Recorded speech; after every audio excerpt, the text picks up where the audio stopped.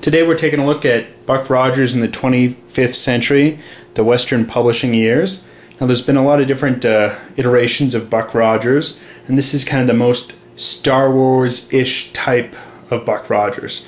And so it's Buck Rogers the pilot, not Buck Rogers with the jetpack on. Now it's put up by Hermes Press. They usually do a really wonderful job with the introduction. You typically get someone involved with the comic or the derivative of the comic, what it's been derived from rather. Here they don't do that. Here it's rather a short introduction by the Hermes Press publisher.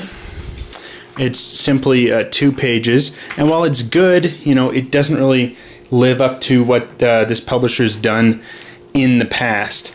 They're typically quite good at having a really in-depth introduction, and it's solid. It's just not what an introduction should be to me. The comics are great. They have the cover art that was on the original comic, and then the story itself starts off with Buck Rogers in a NASA space probe, kind of getting frozen in time, and then entering. Now this is based off the movie that came out in 1979, and they dedicate 3 issues to the movie, and it's really well done here. Generally the art is pretty good. Some of the things, however, can kind of hit and miss. Here you can see Commander Wilma Daring. Her nose kind of changes quite a bit. Up here, this nose is quite different from a more petite nose here in this panel. And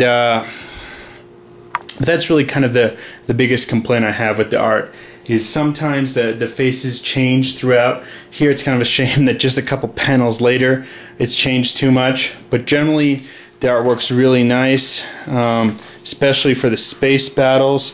It's well done, and as the story progresses, we see Buck Rogers has been rescued. He's now living just outside of present-day Chicago, kind of in a hermetically sealed area, and there's a trader, Trader Kane. Not a big surprise with the name, and there's a lot of pretty imposing space battles. You've got Twiki the robot here, and Dr. Theopolis, and it's really a riveting story. And then once the 3 comics devoted to the movie are there, it continues, and they really take the time to tell the story. I think the last comic I reviewed, the stories really weren't that good. They didn't take the time to develop a solid story. Here it's quite interesting, and the stories are good. Got Dr. Hare, common Buck Rogers character, and the stories are well done. And they have 6 episodes, rather 6 comics are collected here. It ends on a cliffhanger, and as you can see, here's a movie poster. So they end on the cliffhanger with the first 6 comics. Definitely want you to get the next in the series. And then they include a comic from prior to the movie, a different iteration of Buck Rogers. It doesn't really have anything to do with the previous 6 comics we've read, but I think it's well done. It's an interesting story. Here, Wilma is kind of a more, stereotypical, blonde companion. You've got the scientist here, Dr. Hare. He's bald, a more stereotypical, scientist type character with glasses.